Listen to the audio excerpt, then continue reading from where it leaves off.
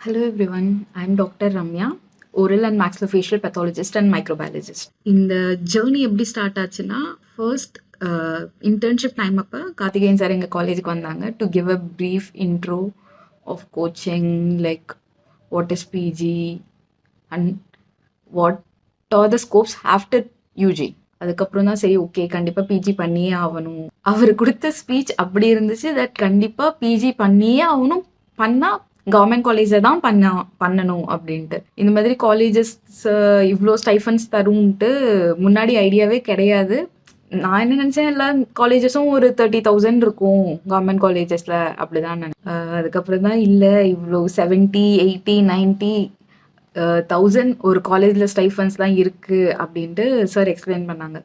சரி ஏன் பிஜி பண்ணக்கூடாது, நம்மளும் ட்ரை பண்ணலாம் அப்படின்ட்டு ஸ்டார்ட் பண்ணது தான். இன்டர்ன்ஷிப் அப்போ ஸ்டார்ட் பண்ணேன். கிங் ஜார்ஜ் மெடிக்கல் யூனிவர்சிட்டி லக்னோவில் இப்போது பிஜி பண்ணிகிட்ருக்கேன்.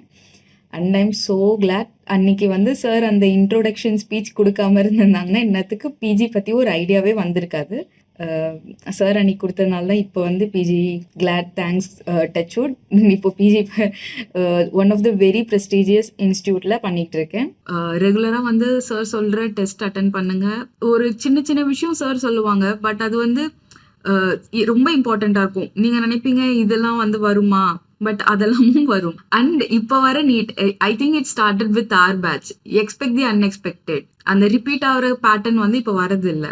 அதே மாதிரி இப்போ medical based question, lengthy questions அப்படி தான் ஸ்டார்ட் பண்ணுறாங்க. So expect the unexpected and keep on utilizing your time, manage your time efficiently, and all the best.